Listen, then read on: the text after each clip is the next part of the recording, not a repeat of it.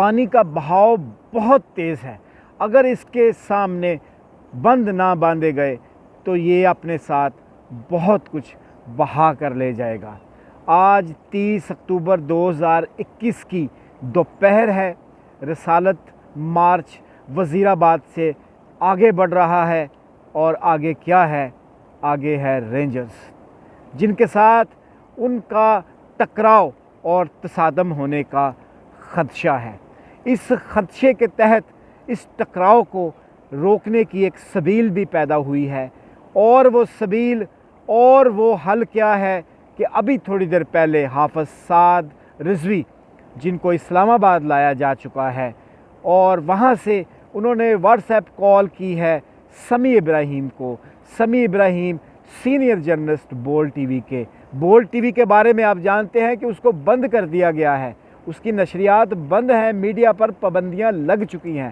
پیمرا نے ایک نیا آرڈر ایشو کیا ہے، جس کے تحت نیشنل ٹی وی اور لوکل ٹی وی پہلے ہی نشریات میں نہیں دکھا رہے تھے سنت مارچ کے اس قافلے کو، اور یہ جو قافلہ ہے جو وزیر آباد پہنچ چکا ہے، اس کی کوریج بھی سوشل میڈیا کے ذریعے ہی عوام تک پہنچ رہی تھی۔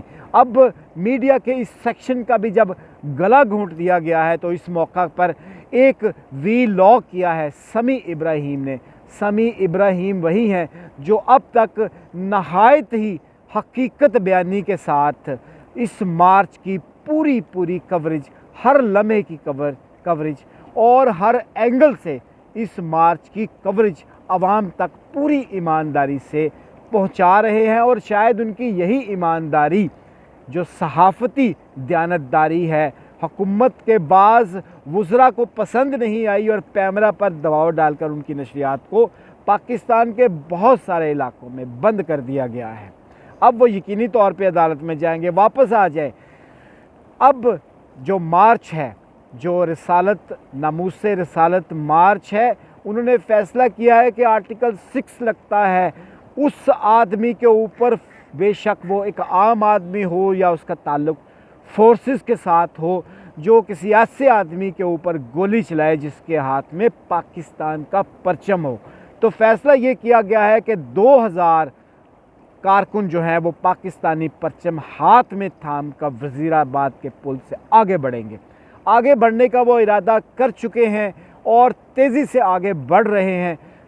مجمع جو ہے، جلوس جو ہے، مارچ جو ہے، وہ پوری طرح چارج ہے، اور اس کے آگے اگر رکاوٹیں ڈالنے کی کوشش کی گئی تو اس کا کیا نتیجہ نکلے گا؟ آپ جب یہ مارچ لاہور میں تھا تو اس وقت جو تصادم ہوا تھا پولیس کے ساتھ، اس سے ایک مثال اخذ کر سکتے ہیں۔ اب جو بات چیت ہوئی ہے حافظ سعد رضوی کی سمیع ابراہیم سے آج چند گھنٹے پہلے، اس میں انہوں نے سمیع ابراہیم نے کہا ہے کہ میں امانت سمجھ کر سعد رضوی کی بات عوام تک پہنچا رہا ہوں، جس میں انہوں نے کہا ہے کہ تقریباً مذاکرات میں دونوں فریقین جو ہیں وہ راضی ہو چکے ہیں۔ مذاکرات میں اس وقت شاہ محمود قریشی تھے، اسد کیسر تھے اسپیکر، اور علی محمد پارلیمانی پارٹی کے لیڈر تھے۔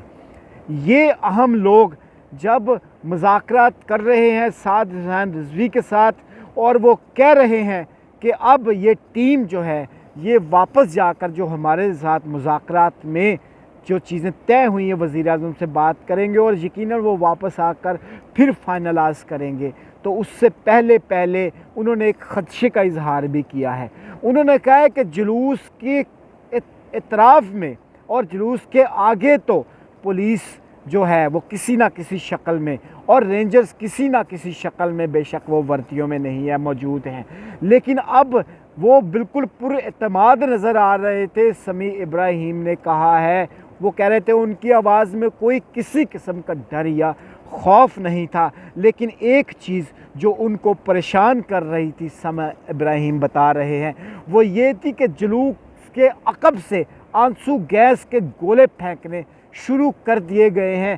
وہ یہ کہہ رہے ہیں، انہوں نے سوال اٹھایا ہے کہ جب مذاکرات چل رہے ہیں، اور ظاہر ہے جب مذاکرات کسی لیول پر، کسی اختتام سے پہلے किसी नतीजे तक नहीं पहुंचते तो उस वक्त तक दो ही सूरतें होती हैं, या तो मुज़ाकरात जारी रहें और उनके नताइज का इंतज़ार किया जाए और फिर एहतजाज करने वाले आगे बढ़ें।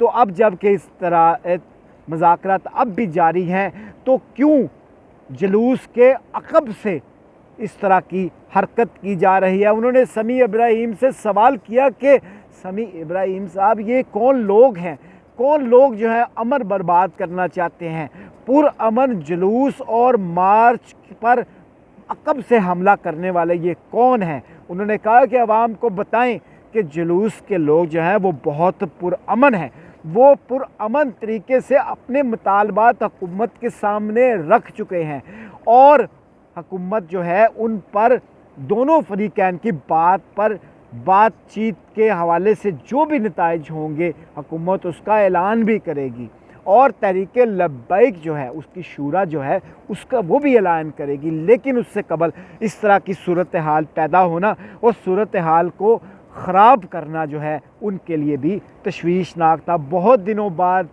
साद रिजवी जो हैं इस तरह से सामने आए हैं। बेशक वो एक व्हाट्सएप कॉल ही थी, लेकिन उन्होंने अपना पैगाम आवाम तक पहुंचाया है। मैं फिर दोबारा रिपीट कर दूं कि हालात बहुत संगीन हैं, हर तरफ से कहा जा रहा है। और ये जो वज़रा हैं फवाद चौधरी, शेख रशीद और फैसल वाडा, इनके बयानात ही आपस में नहीं मिलते हैं, जिससे महसूस होता है कि हुकूमत भरपूर तौर पर कन्फ्यूज़्ड है और हुकूमत फ़ैसला नहीं कर पा रही है कि एक जमात जिसको ये कलादम भी कह चुके हैं, बैंड भी कर चुके हैं, फिर उसके साथ मुज़ाकरात भी कर रहे हैं। इस तरह के जो बयानात आ रहे हैं मुख्तलिफ़ वज़रा की तरफ से, मुख्तलिफ़ तरह के बयानात, हुकूमत को इसका भी नोटिस लेना चाहिए।